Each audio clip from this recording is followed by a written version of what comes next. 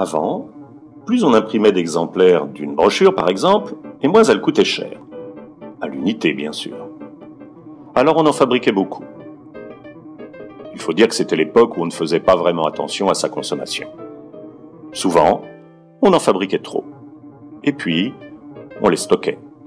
Alors quand elles étaient dépassées, on faisait comme avec les yaourts. On les détruisait. Finalement, cela coûtait quand même plus cher que prévu.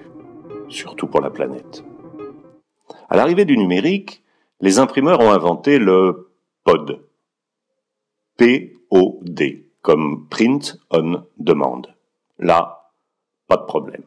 On pouvait fabriquer en plusieurs fois, au fur et à mesure de ses besoins, et ajuster les quantités à l'exemplaire près. Donc, plus de stock et plus de destruction. C'était mieux pour la planète. Par contre, c'était moins bien pour le porte-monnaie, car les exemplaires coûtaient beaucoup, mais vraiment beaucoup plus cher à l'unité. Alors, peu de gens sont passés au print on demand.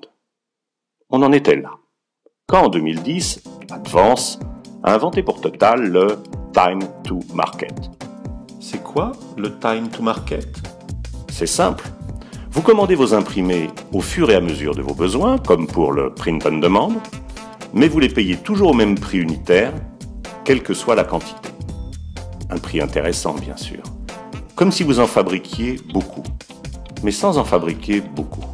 Et surtout, en ne fabriquant que ceux que vous allez utiliser. Du coup, tout le monde est content, le porte-monnaie et la planète. Mais vous vous dites comment Advance fait ce que les autres ne savent pas faire. Ils sont plus malins, ou peut-être qu'ils ne savent pas compter. Je vais vous expliquer. Là, je sens que nos concurrents sont très attentifs.